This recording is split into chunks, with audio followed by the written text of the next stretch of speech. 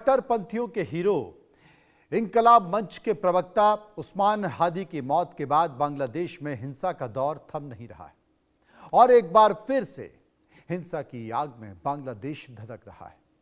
बांग्लादेश में चुनाव से पहले एक बार फिर से हिंदुओं के खिलाफ माहौल तैयार किया जा रहा है। जिहादियों की भीड़ पिछले 2 दिन से ढाका में भारतीय उच्चायोग पर हमला करने की कोशिश की। पड़ोसी मुल्क में लगातार ऐसी कार्रवाई सामने आ रही है जो खून खौला दे। कभी वहां हिंदू अल्पसंख्यकों को टारगेट किया जा रहा है।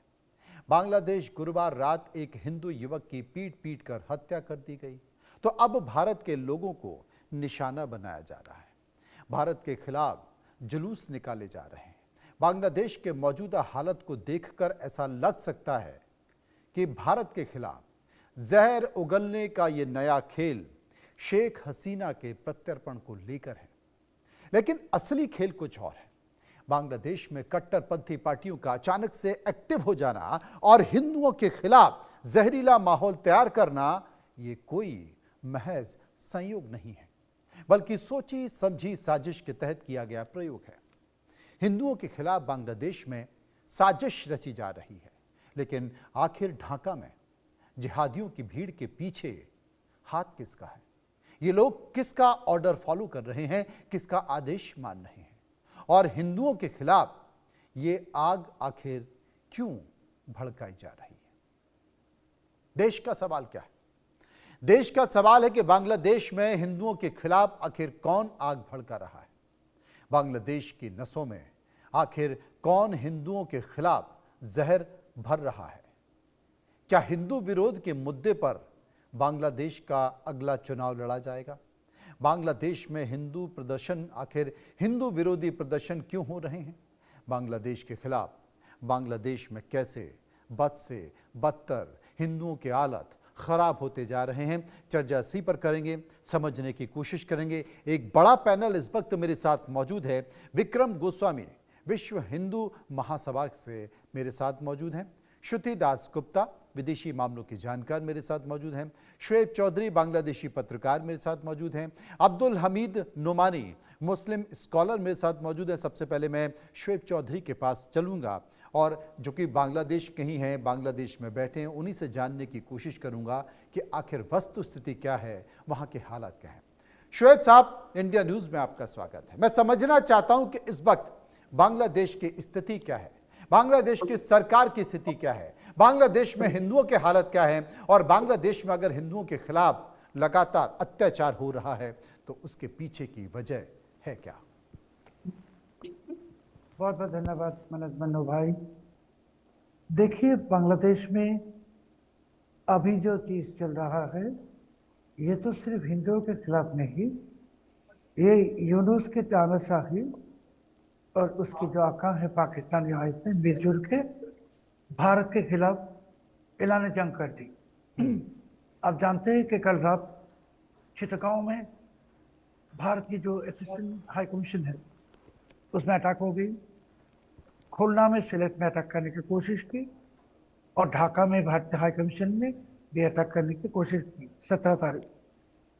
और खुलेआम ये जिहादियों ने घोषणा दी कि 25 तारीख तक अगर भारत शेख हसीना जी को वापस नहीं देते तो ये भारतीय हाई कमीशन के अंदर घुस जाएगा और बांग्लादेश में जितने भारतीय ऑर्गेनाइजेशंस है, कंपनियां हैं, इस सब को बंद करेगा और बांग्लादेश में जो भारतीय के एक्सपर्ट्स काम करते इनके भी वीजा कैंसिल करेगा।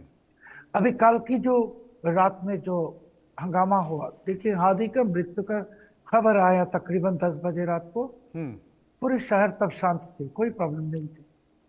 मगर जब यूनुस आए टेलीविजन पे, उसने भाषण दी, टेररिज्म शुरू हो गई, हिंदुओं के ऊपर अत्याचार अटैक शुरू हो गई। भालुका में एक हिंदू को जिंदा जला दिया।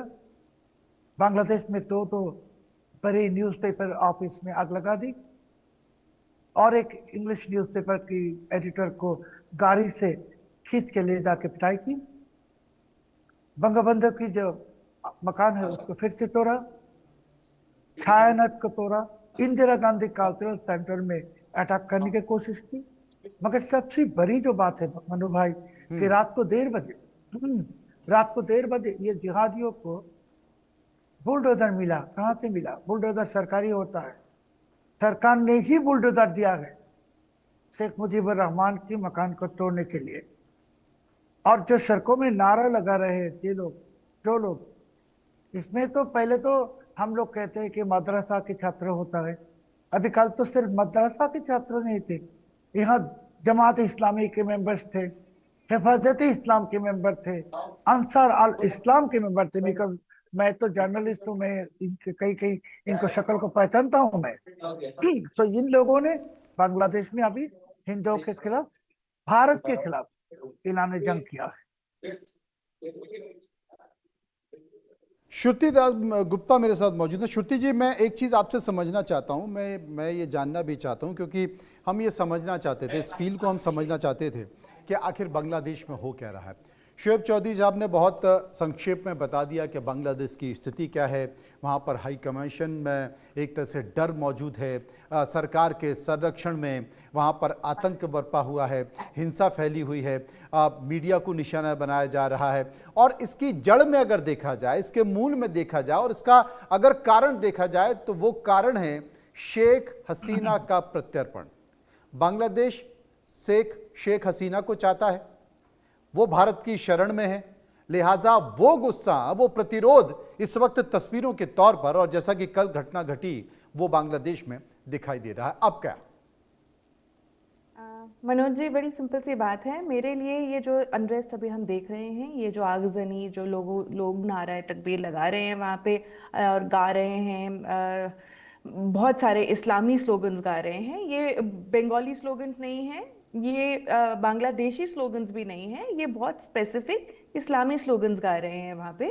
तो मेरे लिए इस अनरेस्ट के दो पहलू हैं। पहला पहलू है कि अभी हम जानते हैं फरवरी में इलेक्शंस डिक्लेयर हुए हैं। इलेक्शंस डिक्लेयर होने के लिए आपको ये अगर आपकी जो प्रेफर्ड पार्टी है, जमाती पार्टी, उसको आप जानते हो कि मेजॉरिटी नहीं मिलेगी, तो आप क्या करोगे? आप यही जताना चाहोगे कि नेशन जो है वो अस्थिर है, आपका राज्य अभी तक स्थिर नहीं हुआ है, आपके यहाँ अभी भी प्रोटेस्ट चल रही हैं, आपके यहाँ अभी भी बहुत ज़्यादा अनरेस्ट है, और ये सब दिखा के आप इलेक्शन को आगे पुश कर सकोगे। तो एक ये कारण हुआ मेरे हिसाब से। दूसरा कारण ये हुआ कि दो प्रथम आलो और डेली स्टार के जो उन्होंने दबाए हैं ऑफिसेज, ये दोनों प्रो यूनिस थे।